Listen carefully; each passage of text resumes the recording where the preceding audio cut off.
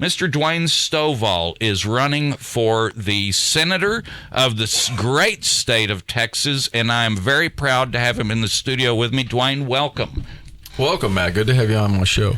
Oh, well, there you go. That's we're going to flip the script here this morning, and I told you yesterday, and I've mentioned it several times, that my personal endorsement is for Dwayne Stovall. I'm not speaking for the Fredericksburg Tea Party or anybody right now. We still have that process to go through, but I've known Dwayne for I guess it's been 4 or 5 years. I've been seeing him around, and I'm very, very proud to endorse Dwayne. Dwayne, just give us your basic "why are you running" answer. Why do you want to be a senator from the great state of Texas?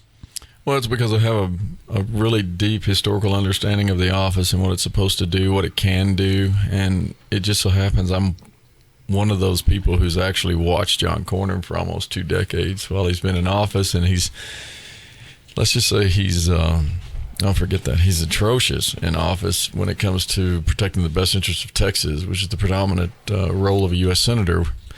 And I take it, let's just say we get to a point where you can't listen to people lie to you perpetually and just sit at home. Yeah, yes, I get it. And so, you ran before against? I ran in 2014. I pulled nearly 11% of the primary. The amazing part of that was we did that with just $70,000. Wow. I think John Cornyn spent somewhere in the neighborhood of $18 million during that cycle. He won the primary, yes, but he won it by the lowest margin in the history of that race. He's very, very weak.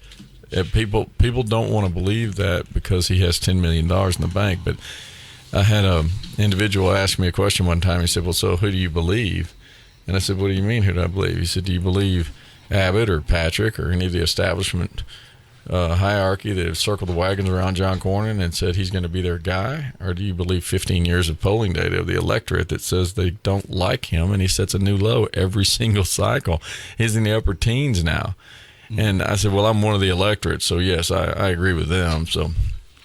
Yeah, and it's, I think somewhere, I think after we passed the 17th Amendment to send the election of senators to the general public. Was that the 17th? Do I have that right? Yes, it was the 17th Amendment, 1913. They took the ability of the states to choose their own U.S. senators and made them popularly elected. That did a whole lot of negatives to our entire system of government, but.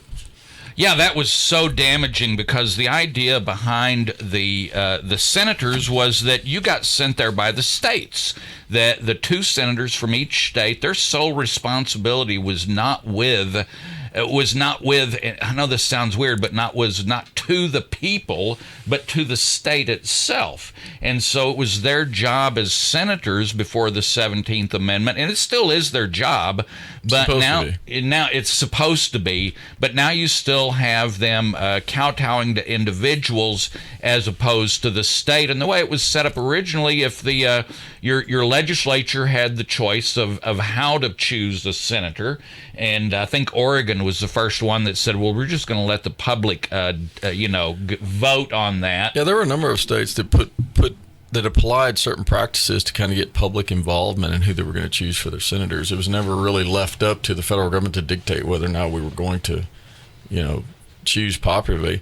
But when they forced that amendment on everybody and they scared everybody to death with, it's all corruption. Mm-hmm. Well, what people don't realize is that when in the origins of that chamber, when they were designing it in the beginnings, before we ever ratified the Constitution, people like George Mason said, you got to have a mechanism of self-defense for the states. And that was what it was supposed to be. Mm-hmm. Today, and they don't describe it like this to us in school or to our children or to our grandparents, but the reality is we don't really have a Congress of 2 chambers. We really have a 535-member parliament. Right. And they all basically do the same thing, and the only difference between them is varying terms. They all answer to the same lobbyists. They all have the same moneyed interest. They all go 1,000 miles to our east here in Texas, and we don't know who they break bread with, who they answer to, but it's not us. So the legislatures don't really have any kind of a hold on that chamber. They're just kind of free range tyrants, They just Yeah. do whatever they feel like. Let's now I did not have time to study this bill a lot. This just broke yesterday, about the time I got off the air yesterday, and I didn't see it until this morning.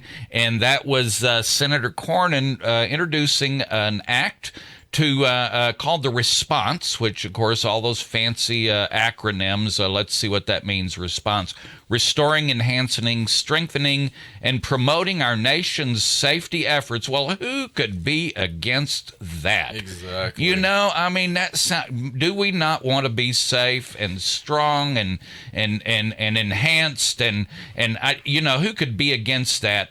And then when you just a little bit, I've looked down in there. I guess he wants to make it more against the law for unlicensed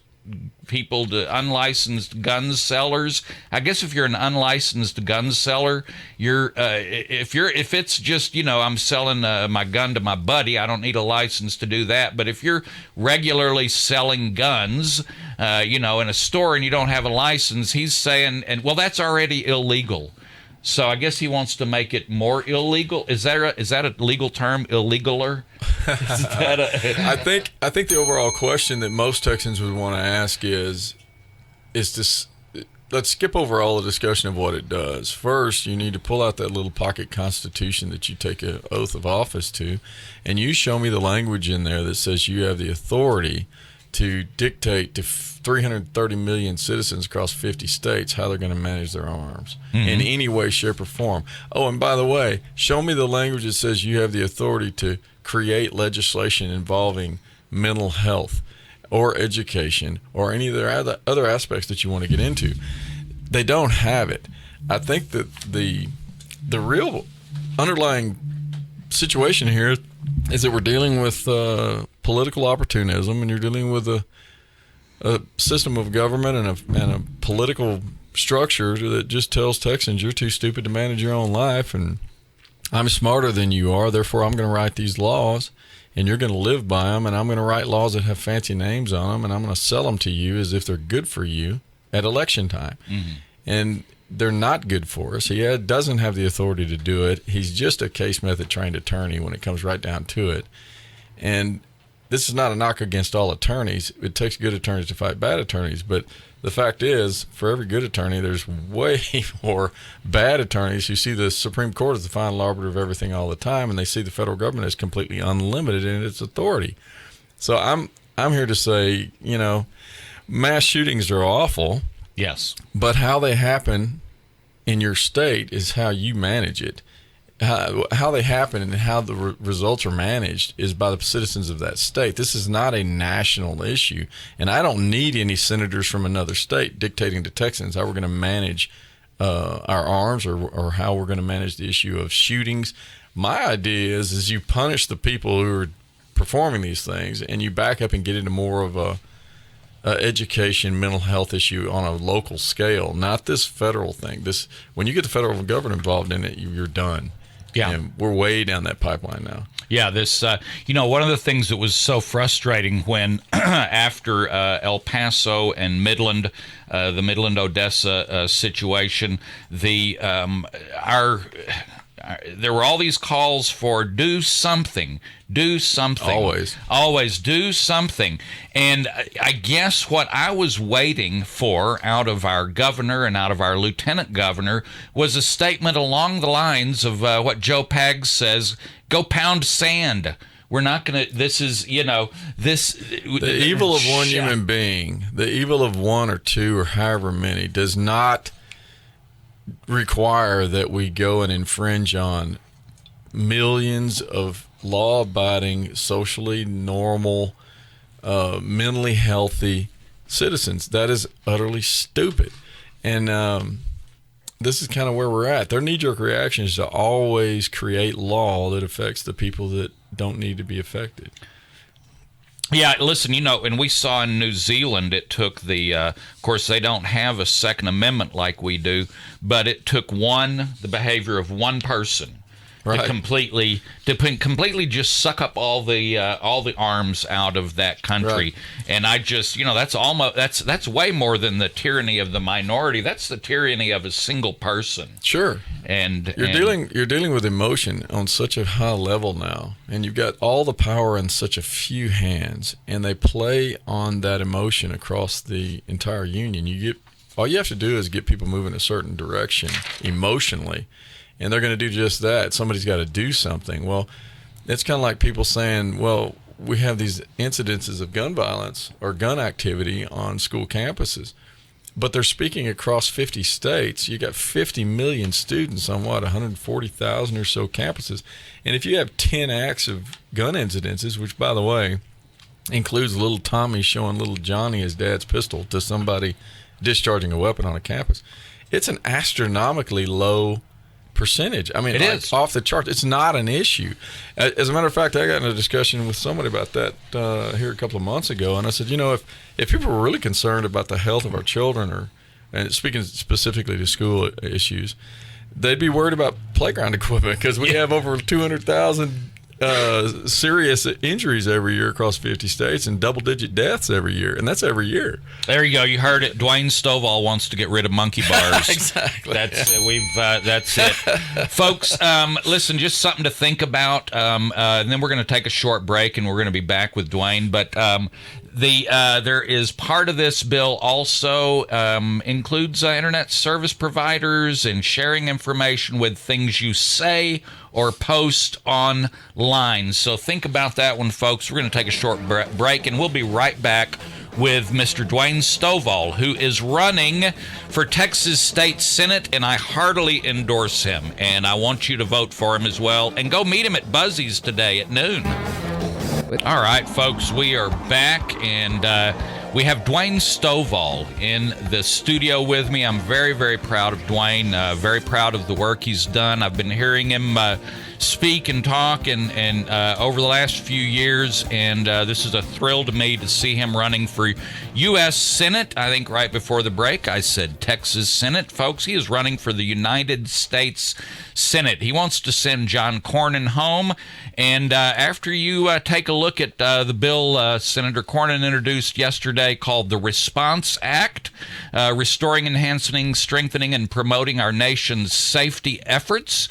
After seeing this, and you need to look into that today and see if this is really what kind of senator you want representing the state of Texas. So what I mentioned right before we left was that in-depth features of the bill include specifying that internet service providers can and should share information with law enforcement regarding mass shootings or talk thereof, and they want to create a federal, state, and local task force that prosecutes unlicensed firearm dealers. Well, an unlicensed firearm dealer sounds like an unlicensed pharmacist. In fact, I think there's a number of unlicensed pharmacists operating all over the state of Texas, behind the bowling alley or what have you, and so I think an unlicensed firearm dealers are probably standing there right next to them, and it's already against the law, folks. It's already against the law to be unlicensed firearms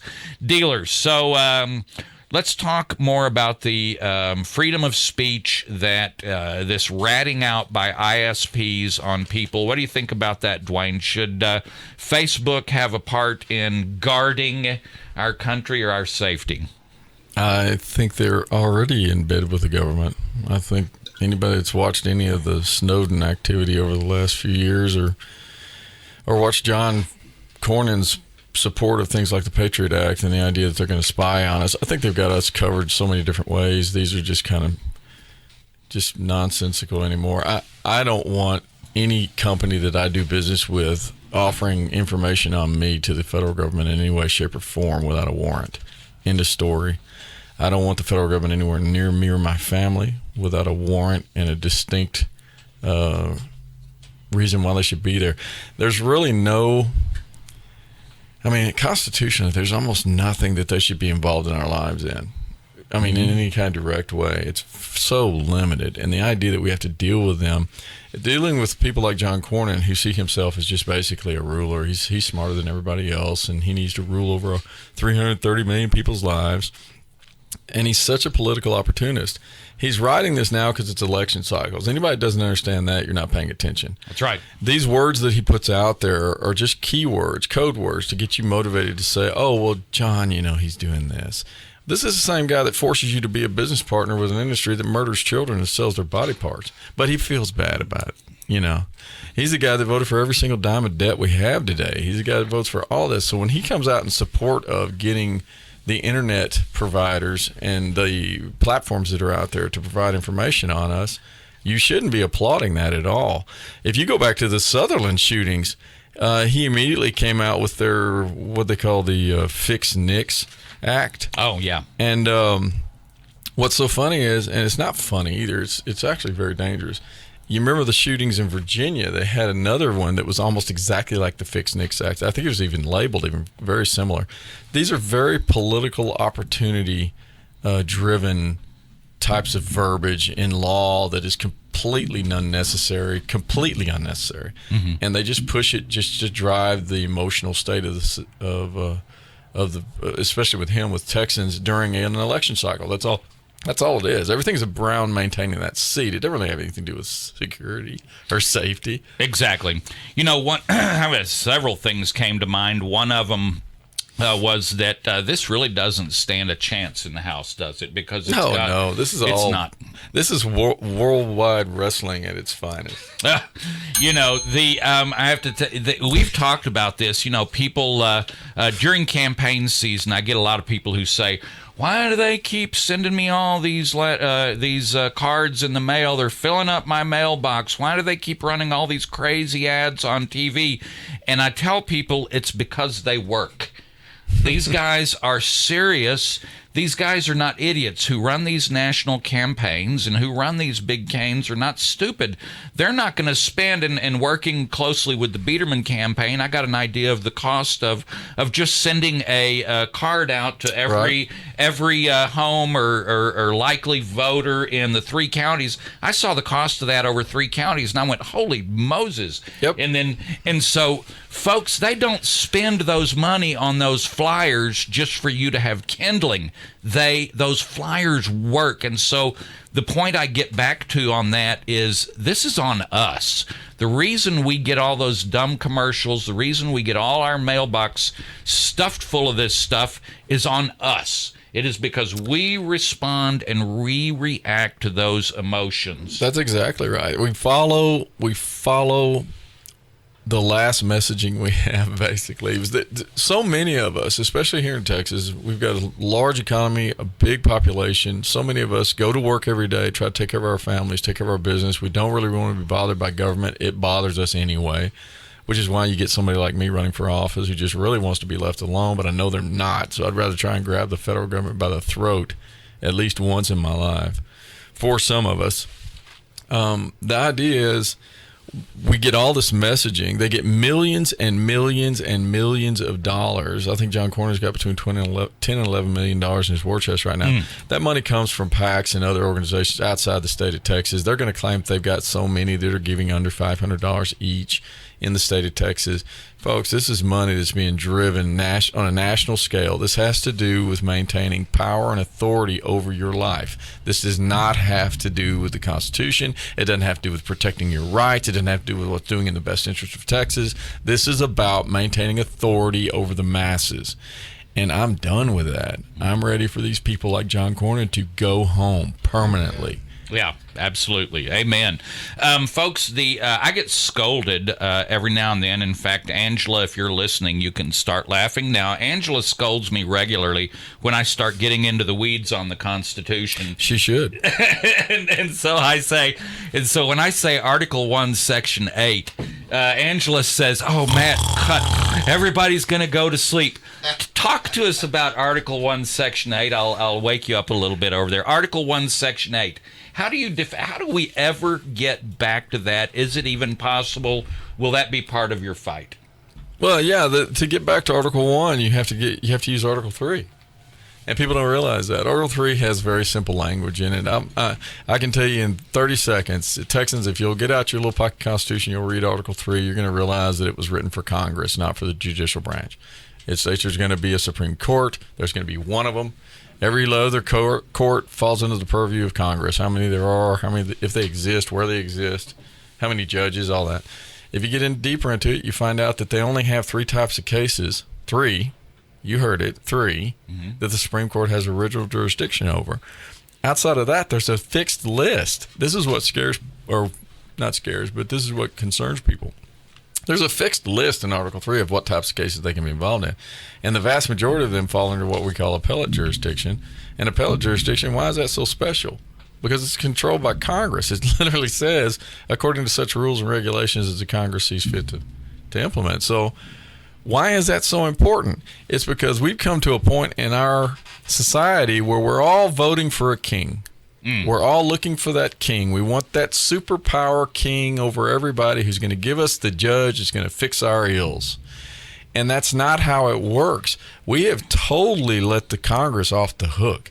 If the Congress did their jobs according to their authority, you could have 9 Karl Marxes in robes be the Supreme Court and it wouldn't matter. So how do you get rid of something as serious? And my biggest deal is how we deal with social issues. Not the social issues themselves so much, but how you deal with them.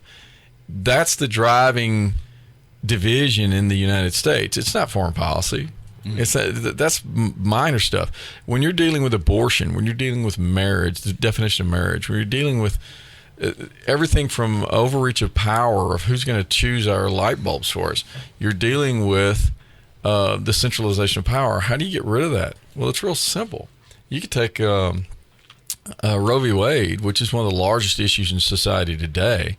If one member of either chamber went to the microphone and said, hey, folks, in that little pocket constitution of yours, we all know we don't have the authority to force every citizen in the union in all 50 states to legalize abortion or the murder of children. So as of today, we're going to remand the issue of abortion back to the states, and we're going to remove any and all perceived jurisdiction from the federal judiciary. Boom. Done. See you later. No more federal involvement. States get to manage it according to their own will. Citizens of the states can have their own moral conviction on that issue. And that's how it's supposed to be. That's a federal system in which the states are going to be able to manage their own affairs. This national system we have today, we're all kind of bought into it. It's got to be broken. You have to divest power away from the federal government, or we're going to go places that are really bad. It has to happen. You've got to divest power away from that central. Folks, you've been listening to Dwayne Stovall. We need to take a quick break. Get yourself to Buzzy's today at noon. Bundle up. Go have some barbecue, some sweet tea, the banana pudding. You know, it's a pretty good banana pudding now. I just have to say this, Buzzy. My banana pudding is just a little bit better than yours, but I'm still going to eat yours. I'm still definitely get your banana pudding every time I go in there. So, folks, we're going to be right back, and we're going to get Mr. Stovall's... We're going to get Mr. Stovall's take on some good news we got on the James Younger case, and understand he was actually maybe in the courtroom on the first day. And we're also going to talk about the Drake Pardo case a little bit. So we'll be back, folks. Stay tuned. You're listening to the Matt Long Show on Hill Country Patriot Radio. All right, folks, we are back. You're listening to the Matt Long Show. We have Dwayne Stovall in the studio with us. You can find him today at Buzzy's at noon. Buzzy's, call your friends. You got time to, you got a couple of hours to get your warm weather out of that, or your warm gear out of that back closet, and get yourself down to Buzzy's. Have a little bit of lunch, eat some banana pudding, and pepper Mr. Stovall with questions. I'm sure he'd appreciate it. Dwayne, we've had two cases that we have been following very, very carefully. On this program. In fact, we talk about them a lot because I can't let them go. So the first one is let's go with the Younger case. This is the 2 twin boys. And folks, if you haven't been listening, we don't have time to go into the whole case and go over it for you. But the the judge in this case originally had said the kids go to mom, or the jury did actually, said both boys go to the mom, and of course mom's a psycho in my book who wants to chemically castrate her son, one of her twin boys, and the judge had two rulings yesterday issued on this. Number one, he said that the mother cannot do anything medically or psychologically or even any dental care, psychiatric care, without the father's input. So without the father being in on the decision. So we definitely know the father is not going to allow his son to be chemically castrated. However, the sad part of this statement was that from the judge, that he issued a gag order on the father. And I don't get these gag orders. I don't understand them. Dwayne, do you have any input on this? Just talk about this case in general and maybe gag orders. Well, I've met Jeff. I know him. I was actually there for the first day when they were about to start choosing jurists. It's shocking. I mean, it's really hard to believe that we're kind of at this point, that right is wrong, left is right, up and down, all that kind of stuff. We're at a point now where they can literally take her seriously, that you would take an 8-year-old child and you would make these permanent life changes to them based on your own mental, whatever you want to call it. The support system she had in the court was just ridiculous. I mean, this little boy is being used for marketing purposes. He is a test market for the ABC letters agenda, and the idea that you're going to take this child and put him through this is insane and abusive in so many different ways. The result of the court and the jurists and the judge originally, that's just as crazy. It just kind of shows you the decline we're in and how bad it is. Jeff being in a gag order, I haven't talked to him since that happened. So what do you do? The only thing you can say is that it's not over. Anybody that thinks it's over can forget that. There's going to be appeals left and right, and she's going to keep this going because this is a mechanism for those on the progressive, really mentally disturbed left to use this. So they're putting money into her like crazy. Oh, yeah. Yeah, so she's well supported by the complete disconnect of any kind of social norms or what would be considered logical or common sense. This is totally illogical and insane, in my opinion. And I think the idea that she's a pediatrician, for crying out loud. That's what. Now, she suffers from something. I don't know what it is. Is Munchausen type of thing, or there's something going on here where she either enjoys the limelight or she enjoys having. There's something to that, because nobody, not a single person with common sense who cared about their child would ever put their child through this. This is insanity. It is absolutely insanity. So that's the little bit of good news that Jeff Younger will have some say in the future treatment on his son, and so that is some good. I think that's a good part of it. But this whole thing is crazy. Now, Drake Pardo. We've been following this very, very closely. This was one of those stories that when it first broke, and it was written by Daniel Friend, and the story was originally coming out with Daniel Friend. In fact, I think I'm going to have Daniel on the air here Monday. I'm working on that. This was one, when I first saw it, I just knew there had to be something missing. There had to be some part of this story that we're not hearing. The dad's a psycho, or there's something. There had to be something. And so I kept waiting and waiting for something to fall on Drake Pardo after he was removed from his home on June 22nd with almost no advance warning, no fair hearing for the parents, no nothing. They just came. CPS came, showed up, had a couple of sheriffs, maybe a deputy with them, and took this essentially at gunpoint. I mean, it really is, even though they didn't draw their guns, this was an act done at gunpoint to take a child from a family. Now, here's the breaking news on this. The Supreme Court of Texas has said Drake can go home. Drake gets to go home. And so, folks, listen, if you don't think your prayers work, we've been praying for Drake for a long time, and we've been talking about this case for a long time. Drake finally gets to go home. So check up on that story today. And I know Dwayne said he wasn't real familiar with the Pardo case, but it's hard to be familiar with that case. I'm not really sure, even to this day, I'm not really sure what was the catalyst that had him removed from the home. I know somebody knows something about that, but since it broke, I've been trying to figure out what was the hardline position that got him removed from the house, and I don't really know what it is. That's like I said, we kept waiting. I think there was part of it. There's just no explaining this. However, the judge did say that CPS had failed to prove that there is any danger to keep to Drake. And so, so now here we are. That should have happened before they took the kid out. You'd think. You'd think that they'd researched it and said, all right, there's no, but they went in, took the kid, and then said, oh, let's see if there's been a crime committed here or something. Dwayne, besides that's being red flag parenting. There you go. Parenting. Exactly. So, Mr. Stovall, tell us where we can get information about you. Besides being at Buzzy's at noon today, I'm sure you have a website or something like that. Anybody that wants to get involved with our mantra is putting Texas first. If you can grasp that, you get it. So if that hits you right, come on board. Go to Dwayne Stovall, DWayneStovall.com. You can go to Texans for Stovall on Facebook or Texans for Stovall on Instagram or Dwayne Stovall at Dwayne Stovall on Twitter. Our volunteer portal is called PuttingTexasFirst.com if you want to join the campaign and help out.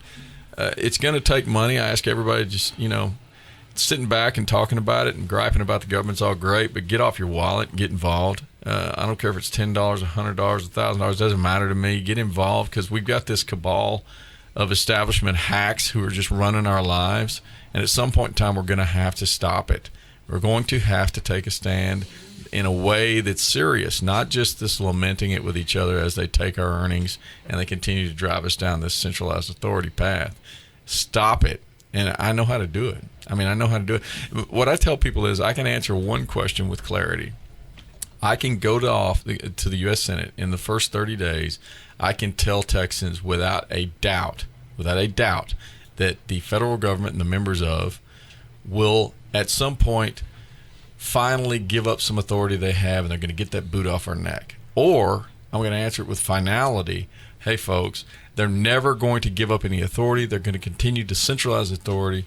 They're never going to take that boot off our neck. We're never going to be able to choose whether we put God or Scripture on a public building or what light bulb we use or what our water pressure is. They're going to do it for us, whether they have the authority or not. They're going to dictate to the definition of marriage, whether we like it or not.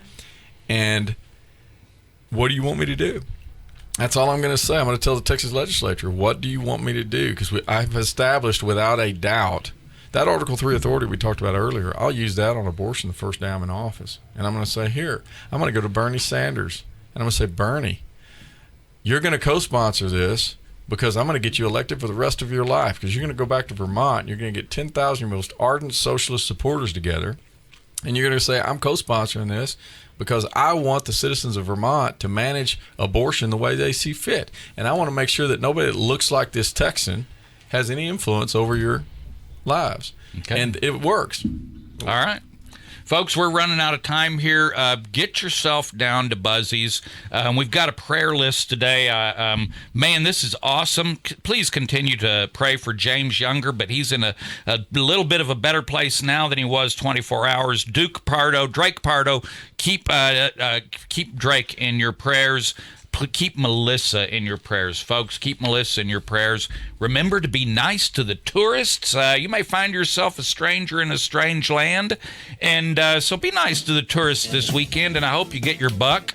I'm always open to taking a backstrap. I'm going to leave you with a little bit of scripture here today that going to leave you on an up note. We're in Philippians 4, verse 6. Be anxious for nothing, but in everything, by prayer and supplication with thanksgiving, let the requests be made known to God, and the peace of God, which surpasses all comprehension, will guard your hearts and your minds in Christ Jesus. Y'all have a good weekend. Stay tuned for Lorraine Lamont and get yourself down to Buzzies. See you in a bit.